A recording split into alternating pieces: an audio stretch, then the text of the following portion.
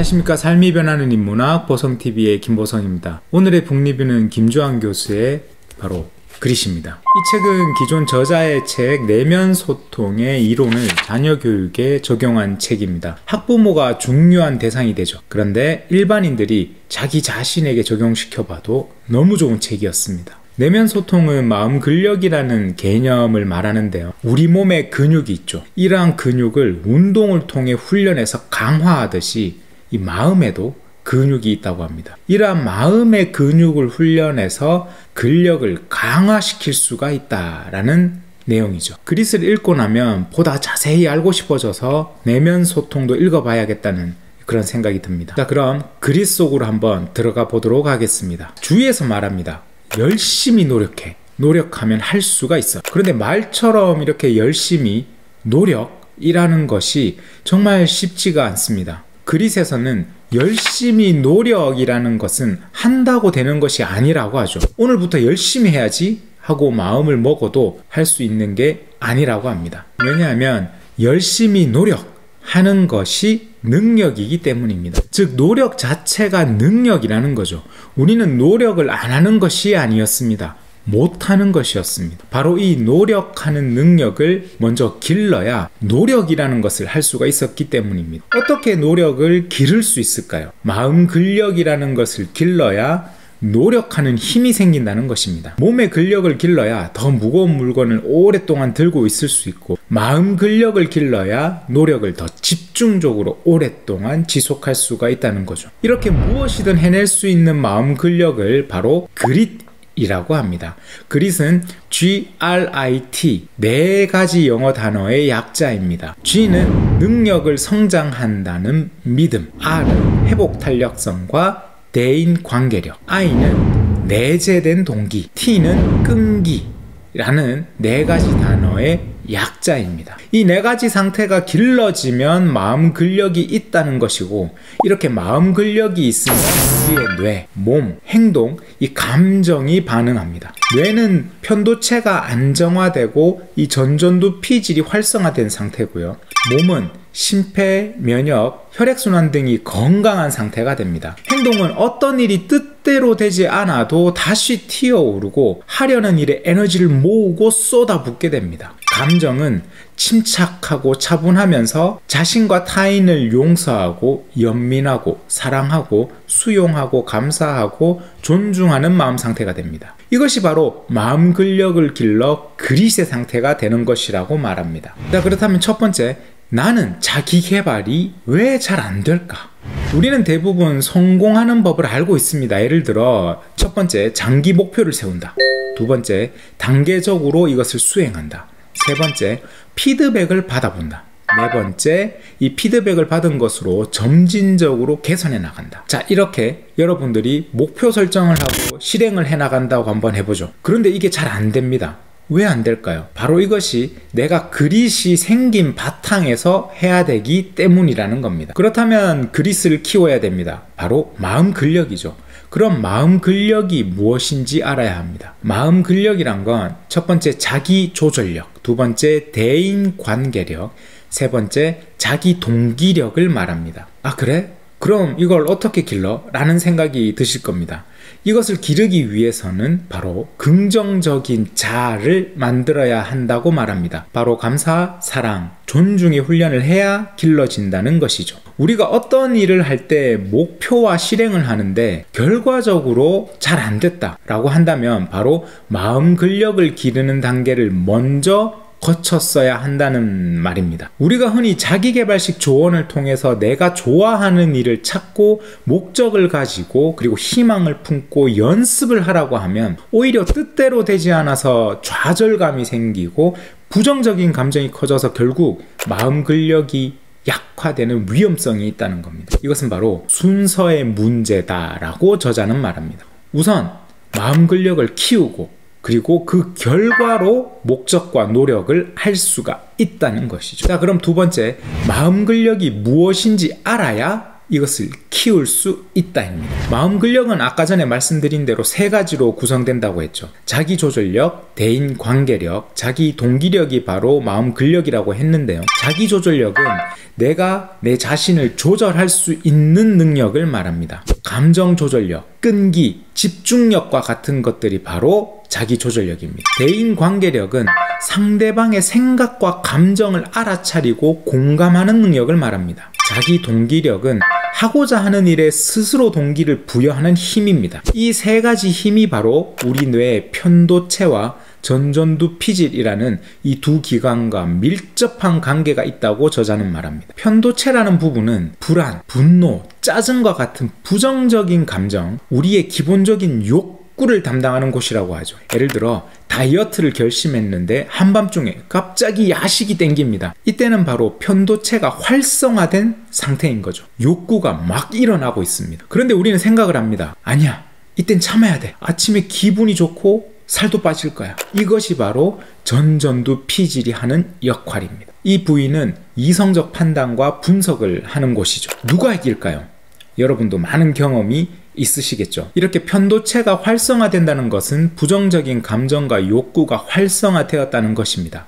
그리고 이때 전전두피질이 약화됩니다. 하지만 그 반대로 전전두피질이 활성화되면 편도체는 안정화됩니다. 편도체와 전전두피질은 마치 시소와도 같습니다. 그렇다면 마음 근력을 구성하는 세 가지인 자기 조절력, 대인 관계력, 자기 동기력은 어디에 속할까요? 바로 전전두피질에 속해 있고, 전전두피질을 강화해야 마음 근력이 길러진다는 것입니다. 결국 마음 근력이 강하다는 말은 첫 번째, 부정적인 감정을 긍정적인 감정으로 바꾸어서 편도체를 안정화시킨다.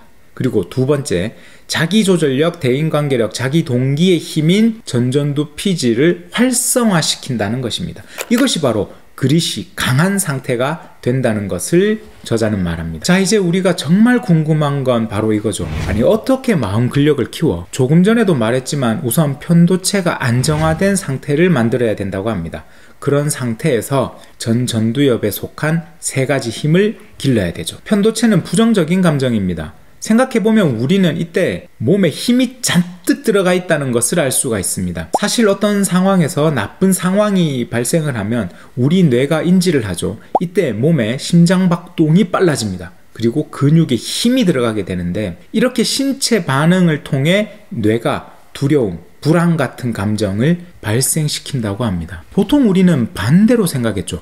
부정적인 감정이 생겨서 몸이 반응한다고 생각했는데, 하지만 실제로는 이 감정이 신체 반응에서 오는 것이라고 합니다. 그래서 편도체가 안정화되기 위해서는 부정적인 감정이 일어났을 때 내 몸의 여러 부분을 집중해서 몸을 이완시키고 호흡을 안정화시켜야 한다는 것입니다. 그 방법으로는 첫 번째, 턱 근육, 얼굴 표정 근육에 힘을 뺍니다. 그리고 두 번째는 호흡 알아차리기를 합니다.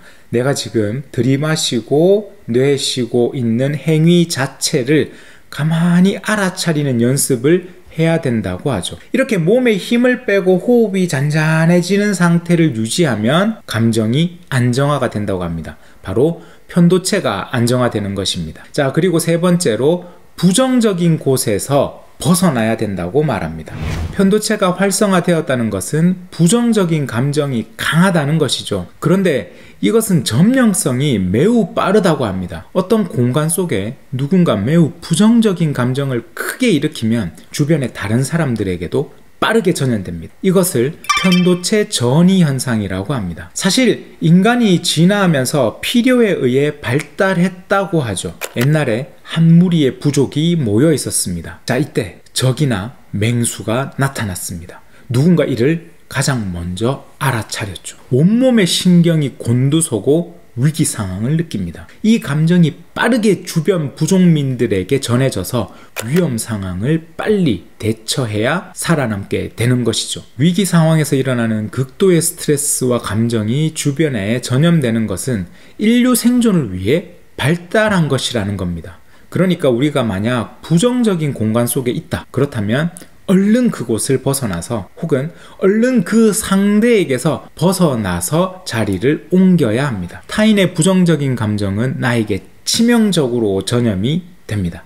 자, 이렇게 편도체를 안정화했다면 이제 전전두 피질을 강화해야 합니다. 전전두 피질의 세 가지 마음 근력인 자기조절력, 대인관계력, 자기동기력을 강화시키는 거죠. 자, 그러면 어떻게 강화해야 될까요? 자, 첫 번째, 자기조절력을 기르는 방법입니다. 이 힘은 나 자신을 조절해서 어려운 일을 오랫동안 견디는 능력이죠. 이것을 위해서는 첫 번째, 자기 자신에 대한 신뢰를 만들어야 된다고 합니다. 자기 자신에 대한 신뢰를 어떻게 만들까요? 바로 자신의 장점을 생각하고 적어보는 연습을 하는 것입니다. 계속 해나가다 보면 점점 더 많은 자신의 장점과 감정이 떠오릅니다. 꾸준히 습관적으로 떠올려야 합니다. 처음에는 잘 안 될 수 있습니다. 하지만 사람은 자기가 보고자 하는 것만 실제로 보죠. 만약 아무리 해도 내 장점이 떠오르지 않는다면 지금 내 상태가 스스로 내 장점을 보려 하지 않으려는 상태이구나 하는 것을 알아차려야 합니다. 이렇게 알아차리고 다시 나의 장점을 찾는 것에 집중하는 훈련을 합니다. 두 번째는 나를 알아차림하는 법입니다. 우리는 하루 종일 외부의 소리와 시각적인 자극에 정신이 팔려 있습니다. 이러한 집중을 나의 내부로 전환하는 훈련을 해야 된다는 것이죠. 명상이나 호흡 등의 훈련을 하는 것입니다.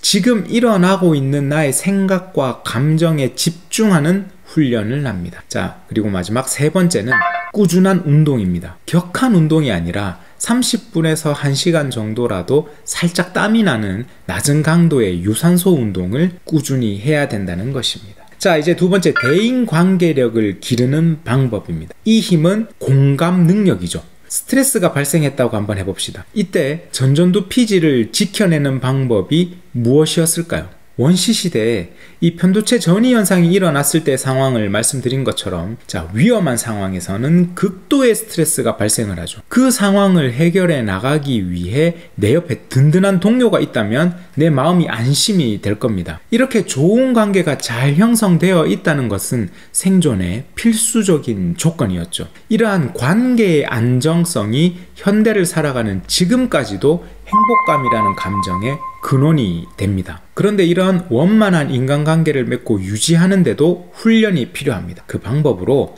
첫 번째, 감사일기 쓰기. 매일 습관적으로 자리 잡도록 이 감사일기를 쓰는 연습을 합니다. 특히 중요한 건 그날 하루에 감사했던 구체적인 사건과 대상을 적는 것이 중요하다고 합니다. 자, 그리고 두 번째는 상대방의 장점 보는 연습을 합니다. 자기 조절력을 기르기 위해서는 자신의 장점을 보는 훈련을 했었죠. 이것처럼 대인관계력을 기르기 위해서는 타인의 장점을 보는 훈련을 하는 것이 필요합니다. 누구나 장점을 가지고 있습니다. 특히 상대방에게도 장점이 있습니다. 내가 가지지 못한 상대의 능력을 발견을 하고 진심으로 감탄해주는 훈련을 해야 된다고 합니다. 나의 장점을 진심으로 칭찬해주는 상대와 어떻게 친해지지 않을 수 있을까요? 자, 세 번째로 마지막, 자기 동기력을 기르는 방법입니다. 이 힘은 스스로에게 동기를 부여하는 능력이었죠. 어떤 일을 열심히 하는 원동력이 바로 동기, 모티베이션입니다. 자기 동기력을 기르는 방법은 첫 번째로 자율성을 높이는 것입니다. 즉, 스스로 선택하는 훈련을 하는 것이죠. 자, 내가 아침에 하루를 시작합니다. 그러면 일정을 스스로 한번 계획해 봅니다. 하루 플랜을 내가 정한 우선순위에서 시작하는 거죠. 사소한 선택도 자기 자신에게 물어봅니다. 그리고 선택하는 연습을 합니다. 평소에 어떤 게 좋아 라고 했을 때 아무거나 라고 하셨던 분들은 이제 나는 이게 좋아 라고 내 하루 안에 내 선택을 채우는 훈련을 해야 한다는 것입니다. 자, 그리고 두 번째는 상상하라입니다. 우리 뇌는 즐거운 것을 상상만 해도 행복감을 느낀다고 합니다. 행복감과 미래에 대한 희망은 이 노력을 일으키는 원동력이 됩니다.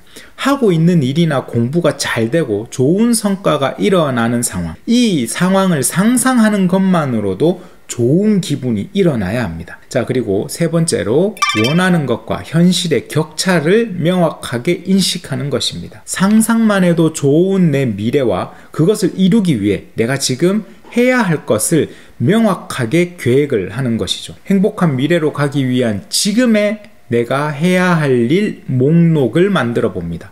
그리고 그것을 실천하는 것이죠. 자, 마지막 네 번째는 과정을 즐기는 것입니다. 실천해 나가는 그 과정 자체를 즐기는 것입니다. 자율적으로 내가 선택을 했고 계획을 했습니다. 좋은 미래를 생각만 해도 좋은 기분을 느끼고 있습니다. 그리고 그 좋은 미래로 가기 위해 지금 당장 내가 실천해야 하는 것들 자체를 즐기면서 해 나가고 있습니다.